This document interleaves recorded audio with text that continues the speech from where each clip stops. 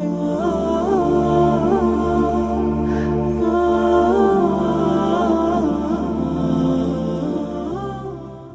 pada akhir zaman nanti orang-orang akan lari daripada ulama. Maksudnya daripada lari dari ulama, apakah kalau dia ketemu dia langsung lari atau bagaimana? Yang dimaksud di sini adalah ketika dia mempunyai permasalahan, mempunyai keluh kesah, mempunyai apa saja sakau atau sukar permasalahan hidup, mereka tidak datang kepada para ulama.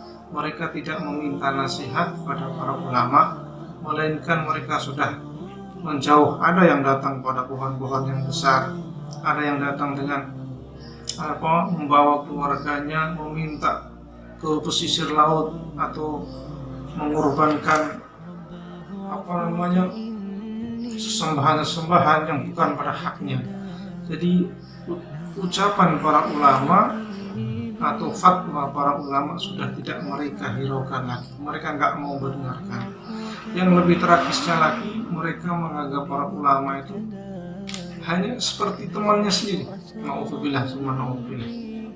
Ya, padahal pada pertemuan yang kemarin kita sudah ketahui, termasuk salah satu orang yang paling takut sama Allah Subhanahu wa taala adalah ulama.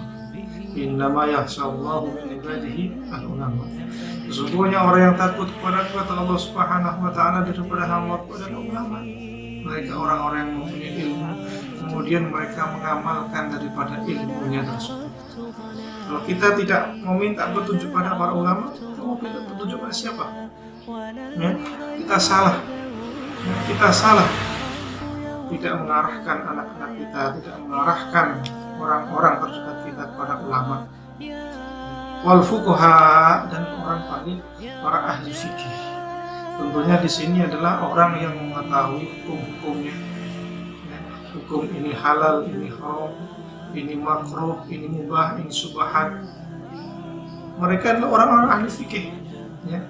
Maka sudah kita bahas lagi, man yuridillahu bi khairan yufaqihu fiddin. Barang siapa yang dikehendaki kepadanya suatu kebaikan oleh Allah Subhanahu wa taala, maka dia akan dipahamkan dalam urusan agama. Kalau kita tidak mendekat sama mereka, kita tidak minta petunjuk sama mereka, mau pada siapa lagi? Apakah kita mau minta petunjuk pada bintang-bintang film? Atau para orang-orang yang mengajak kita kepada jalan-jalan yang tidak dekat sama Allah Subhanahu wa taala? Maka hati-hati. Maka kalau kita sudah jauh daripada ulama, jauh pada ahli fikih, maka Allah Subhanahu wa taala akan berikan bala kepada kita semuanya. Fayabtaliyahumullahu bisalati balihan. Maka Allah Subhanahu wa taala akan berikan bala kepada kita. Ada 3 macam bala. Ini konsekuensinya. Ya. Konsekuensinya kalau kita tidak mau dekat sama ulama, sama fuqaha, maka 3 perkara ini yang akan kita terima. Mau tidak mau, suka tidak suka, ini sudah yang didawuhkan oleh Rasulullah SAW. Ulaha yarfa'ullahu al-barakata min kasbihi. Apa yang pertama? Yang pertama adalah Allah Subhanahu wa taala akan mengangkat keberkahan daripada usahanya dia. Ya, daripada usahanya.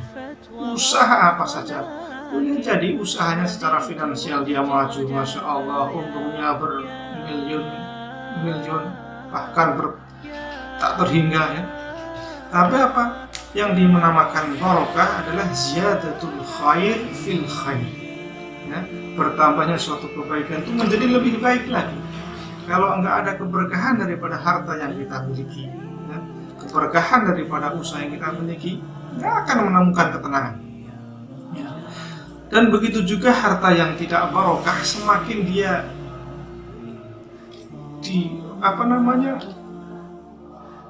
diusahakan, semakin dia mempergunakan harta tersebut, akan semakin tidak ada manfaatnya. Contoh yang konkret, harta yang tidak barokah ketika kita makan itu bukan membuat kita untuk semangat beribadah kepada Allah Subhanahu wa taala. Mungkin kita lihat bentuknya, makanannya lezat atau enak, tapi dengan sebab makan itu dia akan jadi malas untuk beribadah kepada Allah Subhanahu wa Ta'ala. Dia akan berat terasa. Sholat jamaah terasa susah, berat sekali.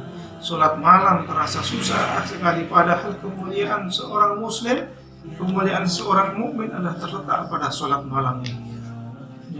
Terletak pada sholat malam. Begitu juga harta yang tidak barokah ketika kita gunakan untuk membiayai anak untuk mencari ilmu pun akan terasa. Ada saja anak saja itu entah menggunakan harta yang diberikan untuk foya-foya, untuk untuk berbuat yang tidak dibenarkan oleh syariat. Ada saja yang itu termasuk harta yang barokah. Tetapi harta yang barokah walaupun sedikit, Masya Allah, dia akan merasakan keberkahan daripada hartanya. Dia mudah berjalan di majelis-majelis ta'lim, dia mudah berjalan untuk berbuat pada tempat-tempat yang dimuliakan oleh Allah Subhanahu wa Ta'ala. Maka mari kita mudah-mudahan dengan kita dekat sama para ulama, mungkin yang usahanya yang kecil akan diberikan keberkahan oleh Allah Subhanahu wa Ta'ala. Apalagi harta yang banyak dan barokah itu semakin bermanfaat lagi. Itu yang pertama. Kemudian wathaniyatu yusallitullah ta'ala alaihim sultanan zalim. Ya. Jadi yang kedua, kata Rasulullah SAW, akan diberikan kepada dia penguasa yang zalim. Ya. Penguasa yang zalim. Karena ketika dia tidak meminta petunjuk kepada para ulama, dia tidak meminta petunjuk kepada orang ahli fuqaha, maka ketika dia memilih pemimpin pun bukan pemimpin yang bagaimana Islam sendiri mengajarkan tersebut, mencari pemimpin yang benar. Ya, kalau kita lihat zaman sekarang itu sudah terjadi semuanya. Ya. Jadi memilih pemimpin dengan melihat isi yang diberikan. Ya. Kalau bahasanya kita sekarang mungkin serangan fajar. Ya. Serangan fajar, dilihat mana yang banyak isinya, ya, mana yang lebih banyak isinya, maka dia yang dipilih. Ya. Padahal kalau kita mau berpikir lebih jernih lagi, masa sih suara kita yang 5 tahun hanya dihargai dengan 50.000? Ya. Hanya dengan 50.000, rendah sekali nilai suara kita. Padahal suara kita yang menentukan.